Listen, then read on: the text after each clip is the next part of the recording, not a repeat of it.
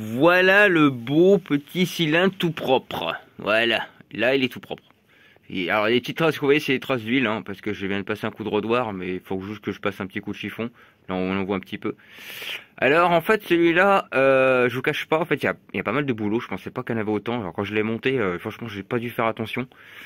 Mais en fait on va voir vite fait, je vais vous faire voir. Le problème, bon, c'était les boosters déjà que j'ai refait de chaque côté. Donc voilà, les boosters ont été refaits. Et puis en fait tu vois là, ici là, celui-là et celui-là, ils étaient très mal taillés, donc en fait ils faisaient des bavures et ils m'ont fait une amorce de serrage. Donc ça m'a fait des bavures. Donc en fait tu vois, j'ai pas gratté les transferts pour gratter les transferts, hein. Je les ai embellis pour, tu vois, pour que quand je passe le doigt là, ça grippe plus. Ça, tu vois, il n'y a plus rien qui grippe là, il n'y a plus aucune accroche. Et c'est ça en fait tu vois que je cherche, c'est vraiment qu'il n'y ait aucune accroche. Alors par contre, ce que je disais, hein, c'est qu'il faut pas faire un lissage complet, hein, des transferts à l'intérieur, parce que il faut que, si vous voulez, il faut qu'il y ait une matière un peu poreuse, hein. C'est pour ça que je dis, quand je vois des mecs qui font des trucs hyper jolis où tout est chromé, non, ça sert à rien de faire du chromage. On n'est pas là pour faire joli, si tu veux, dans un sens. On est là pour avoir un meilleur rendement. Et moi, je viens de renverser mon truc d'huile. Putain, et vas-y, on continue, on refait le tomber de côté, voilà. Bon, conclusion de l'histoire, j'ai refait la lumière d'échappement, j'ai refait les boosters de chaque côté. Bon, j'ai rien agrandi du tout, hein, j'ai juste ébavuré. Alors je pense que ça va quand même gratter de 1 mm de chaque côté, ça c'est sûr, il y a des risques, hein. Franchement, je vous le cache pas, il y a des risques que ça gratte quand même, parce que vu les imperfections qu'il avait ce kit, je peux vous dire que à un moment donné j'ai gratté, hein. Surtout c'est celui-là, et j'en ai un, alors je sais plus lequel c'est exactement, mais j'arrive pas à le choper correctement en fait. Tu vois, bah c'est celui-là là. On le voit là. Voilà, tu vois là, il a un défaut encore ici, tu vois, juste là, il a un défaut. On le voit, hein, il a pas une surface complètement ovale. On parle, voilà, il a pas une belle surface. L'autre, je crois que c'est pareil. Je crois que non, l'autre, tu vois, c'est déjà mieux. Tu vois, ça fait déjà un peu plus propre. Donc bref, conclusion de l'histoire, on va monter ça. Bon, je m'attends pas à des grosses performances, hein, ce kit-là. On va mesurer les diagrammes, comme je disais, on va tout faire ça correctement. Et puis on va se monter déjà le moteur, parce que j'ai reçu donc. Bon, attends, on fait next parce que je vais me réinstaller, etc. pour faire voir les pièces que j'ai commandées. Donc, comme vous avez pu voir, le kit, donc il est tout propre. Hein, j'avais dit que next parce que j'avais besoin de mes mains. Donc le bloc moteur, j'ai commencé à le pré-démonter entre guillemets. Alors je ne change pas les roulements parce que bon, j'ai pas démonté encore le joint spi côté allumage parce que en plus j'avais perdu mon arrache. Donc je retrouve c'est entre guillemets. Et donc en conclusion de l'histoire, je vais changer donc tous les joints spi. Pourquoi je change tous les joints spi? Parce que j'ai commandé en fait le kit complet parce qu'il me coûtait moins cher. Voilà. Donc là tu vois c'est la partie moteur que je parle. Et donc en conclusion de l'histoire, j'ai changé donc tous les joints spi. Voilà, je me fais pas chier, je change tous les joints spi. Voilà. Alors c'est une marque assez connue. Bon, on sait pas trop ce que c'est, mais c'est une marque connue. Et puis pareil, embrayage renforcé. Enfin ça c'est du marketing, hein, parce que l'embrayage renforcé, à part si tu prends du mal aussi, bon peut-être. Ensuite, il y avait autre chose dedans. Il y avait aussi, qu'est-ce que j'ai foutu du carton, moi, fait chier, putain. Je l'avais le carton il y a 30 secondes. Tu vois, je perds du temps. Allez là. Alors. Voilà, donc j'ai commandé, bon, il me faut l'huile, hein, bien entendu. En l'huile, normalement, en souvenir, c'est 750 ml. Peut-être j'ai dit des conneries.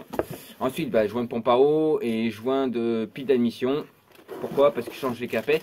Mais alors là, les capets, c'est le summum ce que j'ai reçu. Alors attention, mesdames et messieurs, parce que là, ça va, vous allez rigoler parce que c'est drôle. C'est pas cher, c'est 8 €, ça vaut bien 8 balles. Tu peux pas faire mieux en transparence totale. On dirait du Malossi en fait, hein, parce que Malossi ça finit comme ça aussi. Bon bref, j'espère juste que ça va fonctionner correctement. Voilà, c'est tout ce que j'espère. Au niveau longévité, je suis pas sûr par contre. Bon, hein, ça fera son taf, c'est neuf, on verra bien. Neuf pour combien de temps, je ne sais pas. Donc ça c'est la partie moteur. Maintenant on va faire un axe et on va passer à la partie cycle.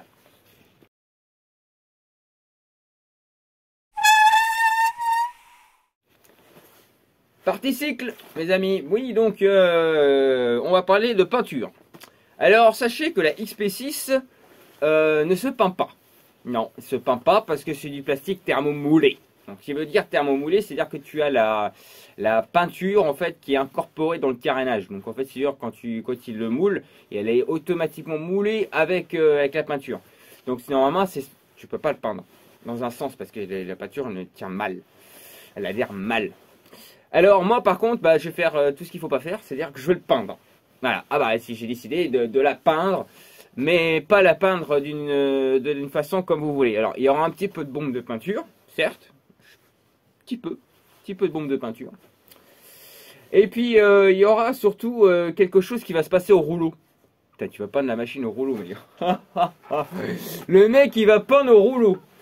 Il y en a qui s'attendent au pire. Ah bah oui, bricoleur du dimanche, hein, il n'y a pas de doute. Ouais, tu vas lui faire plaisir. Parce que ouais, je vais peindre au rouleau, la machine. Je la peindre au rouleau, une partie au rouleau, après une partie à l'éponge chaud. Tu vas dire, mais putain, mais qu'est-ce qu'il va nous faire? Ah bah, tu verras à la fin. Tout ce que j'espère, c'est que la peinture va adhérer au plastique. Alors, c'est censé, parce que j'ai acheté chez Leroy Merlin. En parlant de Leroy Merlin, je me suis fait un petit plaisir. Excusez-moi parce qu'il y a des trucs qui tombent. Voilà, je me suis acheté tout ça en peinture, en déstockage. Donc, tu as de la peinture blanche de marque. Tu as de la peinture Relook en version phosphorescente. Et après, tu as la peinture classique noire. C'est celle que j'avais achetée pour ma Magnum. 20 balles le lot, soit 2 € la bombe. Donc, ça vaut le coup. Franchement, ça vaut le coup. Ça, c'était la petite parenthèse. Mais sur le Leroy Merlin, j'ai aussi acheté donc la peinture pour cette machine. Elle m'a coûté quasiment 24 balles le petit pot. Oui, parce que c'est pas non plus une grosse contenance en pot. Mais vous allez comprendre ce que je vais faire, parce que c'est une peinture à base de résine, alors qui se passe au rouleau et au pinceau. Mais tu vas comprendre pourquoi ça se passe au rouleau et au pinceau. Quand tu la verras, bien entendu, tu vas comprendre pourquoi. Parce que je vous garantis, les gars, il va falloir vous asseoir sur votre chaise, parce qu'il va falloir bien s'accrocher quand vous allez la voir. Ça va faire mal, je vous le dis. Alors par contre, bon allez, je vais être gentil, déjà je vais vous faire voir ma tête de fourche, parce que j'ai viré la tête de fourche double optique que j'avais déjà à l'époque, que j'ai genre une tête de fourche imitation à Cerbis à la con. Non, moi je fais ma tête de fourche perso. Donc j'ai récupéré un carénage de scooter, ouais, c'est un carénage de scoot, que j'ai transformé en tête de fourche, que j'ai incorporé des clignotants de Renault. Oh non, t'as pas fait ça? Bah si, je l'ai fait, et je te dis je l'ai fait, j'ai donc installé des clignotants de Renault dessus. Et au milieu, ça sera le phare et ce sera une caméra. Ouais, c'est une caméra. Voilà. Et en fait, ça va faire un style comme ça. Et tu vas comprendre, pareil, le sens de ces têtes de fourche qui va aller très bien avec le reste. Tu vas comprendre pourquoi. Il y en a qui se disent, putain, qu'est-ce qu'il va nous fabriquer comme machin. Ah bah, tu as vu la Covid maintenant, tu l'as vu. Donc tu peux pas te dire que voilà que je fais pas que de la merde non plus, quand même. Hein, parce que la Covid, elle est jolie, sauf qu'elle m'emmerde vraiment. Donc... on va faire un gros projet sur celle-là aussi. Alors, un véhicule pas cher. Acheté pas cher, mais dans l'état pitoyable. Pas moi qui l'ai acheté, je précise. Et par contre, on va faire une machine. Voilà, on va refaire la machine à pas cher. Par contre, après, on risque de passer à l'engrenage du faisceau électrique. Et là, le faisceau électrique, ça va être une autre paire de manches. Bon, allez, sur ce, bientôt ou next. Bon, roulement HS. Il manque une bille. Bon, bah, il ne reste plus qu'à démonter et à l'ouvrir et puis à changer le roulement. Heureusement pour moi, j'en ai 2 de roulement. Voilà, heureusement. Parce que là, je te jure que sinon, j'aurais pété un câble. Parce que si je fallait juste commenter ça, ça m'aurait fait vraiment chier.